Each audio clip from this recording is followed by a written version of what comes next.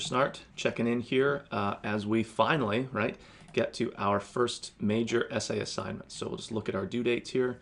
So we have, like I've said before, we've worked through our various units up to this point, kind of piecing out each of the individual like concepts or ideas or practical things like finding and citing sources. We did sort of all those individually for the most part, and now of course we want to put it together in our first essay. So we have a longer turnaround time. We're going from Friday, right, which is where I'm recording this, all the way till next Friday, which in the scope of an 8-week class is like forever. So it gives you lots of time to, again, execute a writing process. So you're doing some outlining or some brainstorming, maybe some research stuff before you're launching into the writing part. You're doing the writing, you're continuing to do the research. So it's a process. So don't try to jump right into the essay itself without a plan or an outline or some ideas. It also gives you time to contact me, either virtually, we can meet face to face, whatever might be most convenient. If you want to run some ideas past me, if you would like to, if you have particular questions, if you want me to check a source or check your works cited page, stuff like that, we can definitely do that. So I guess the other thing to then keep in mind is that this is now kind of like the test that we would do. Let's call it our midterm test. That would show me that you've learned all the stuff we've done in the various units before it. So just like if this were a history class and we've covered kind of 1800 to 1850, and now we're going to do a test on all those factual things, can you fill in the right bubbles, right? Or fill in the right dates and the blanks on the test. Our test is a little bit different in the form, but it really is doing the same thing. It's your opportunity to show me that you can do like these kind of ideas, the conceptual stuff that we've learned in pieces now all together. So you kind of have to like reflect on, well, what have we covered? And again, there's not tons of things, so it's not that difficult, but you don't want all of a sudden to do stuff in essay 1 that we've clearly like worked against, whether it's in the shape of an essay or using particular kinds of sources, right? This is your chance to show me you got that, not to go off and do like all crazy kind of mystical things that don't apply. So the other way of saying all this is that hopefully the expectations for this essay are relatively clear to you, relatively transparent, because it's basically looking for the application of the various ideas that we've covered in previous units. That's the other way of saying that. Okay, so let's look at the unit itself and the essay assignment. So we're down here in units, kind of 7, 8 get combined in our shorter 8-week format here. All right, so there's a few things to do before we get to the assignment. There's a number of sample essays that you can look at, and these are kind of nice because they're framed out actually as audio annotated essays, which means you can read the text, but also there's little notes about kind of like strengths or weaknesses and some audio annotation stuff that I've done. So there's 3 different sample essays that I want you to look at.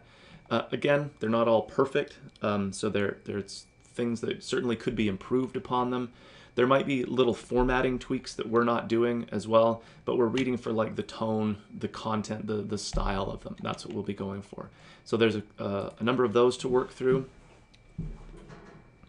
There is some reminder stuff about MLA citation and research.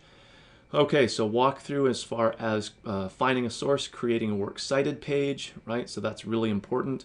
So again, this is one of the things that's really maybe most cut and dry in terms of being just right or wrong for us. And again, because 1102 is sometimes called the research course, it's really important that you're getting this stuff right. So the glass half empty version of this is that mistakes in your works cited page or in the ways that you're citing texts within your essay will really hurt your grade because it's such a fundamental thing that we need to be getting right. And again, because there's no real mystery to it, you're just following the examples that are laid out clearly in our course. So there's reminders here, almost like handouts that you can have for yourself. And of course, we have a whole area of our course devoted to it. The glass half full version of this, though, is that because you are largely just following existing examples, it's pretty easy to get right, which has that opposite effect on your grade, right? It's really, really positive. It really enhances your grade for doing something that is honestly fairly straightforward because you're just following examples. Again, from our course, I'll point you to the library website again here from the COD page. We scroll down to the library.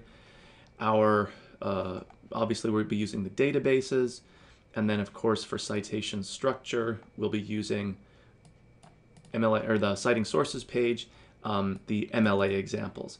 Anything from our textbook, even the PDF, if you're using Alice Munro's Boys and Girls, will cite as an article or chapter from an edited book. So again, you're just kind of like looking at the example and filling the pieces in. Munro, Alice, Boys and Girls, Norton Introduction to Literature.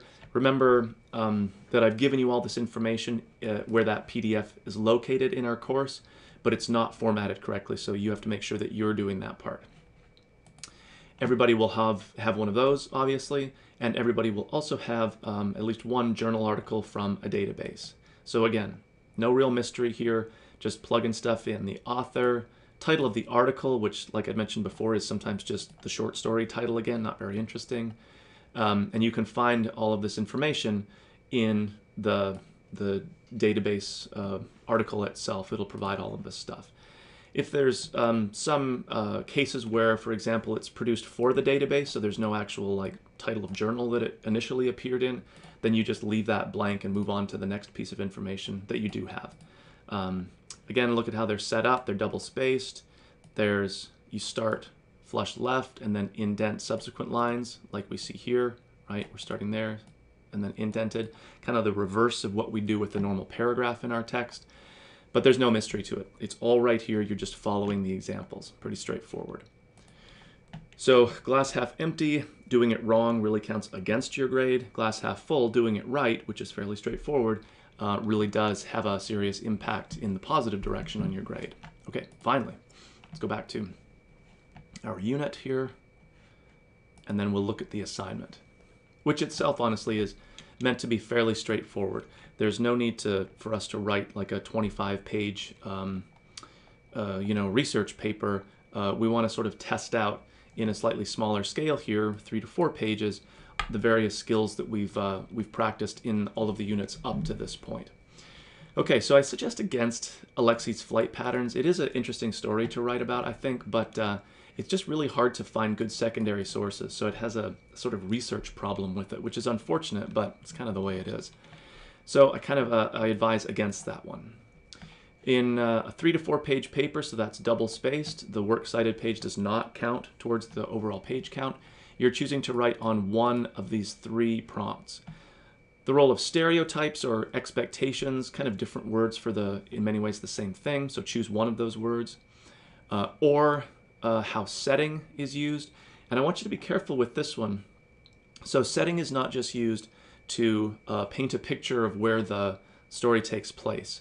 That's like setting is used as setting. That's a circular argument and it's really not a thesis. What you'd want to do is connect setting with theme.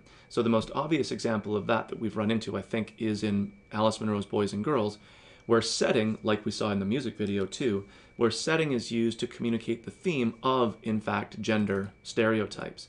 So the inside spaces tend to be like the domestic, the female spaces, like where the mom has to be, or where the mom is and where the girl hates to be. And she much prefers to be outside, right, working outside with her father, which is like much more the male space. So that's how setting, or the places within a story, are used to communicate theme. It's not just setting is setting, so we can picture it. That's not an argument. Or the theme of change or initiation. Just about every story will have this because there's some growth in the character, whether it's positive or negative, so that's something that you could track as well through any number of the stories that we've looked at. You're going to incorporate a secondary source. Remember, we've talked about it has to be appropriate, as in from a database, and it has to be relevant. It has to be a direct discussion of the primary text. So again, if you're getting that wrong, you almost sort of fail the essay because it's so not what we're trying to do here. Let's see. Most of the other stuff is notes about things that I've said already, using correct MLA citation. I can't really think of much else to say about that right now. All right. So there's lots of reminders here about things that we're looking for. Again, the scope is pretty manageable, and always think of the essay as your sort of the assessment now piece, where it's your opportunity to show me that you've understood and can apply concepts and things that we've done in the course so far. It's almost like, have you shown up to the class, even though it's online, and now you can do the test. It's pretty simple. Okay, and again, we have some extra time. There's a fun little Lego video here that will remind you of using it wisely. And by all means, you can be in touch with me if you have questions about getting started, if you get stuck in the middle, if you have questions now after you've got a pretty polished draft together. I'm more than happy to talk with you about those. All right, so I look forward to everybody's essay, and be in touch if you have any questions.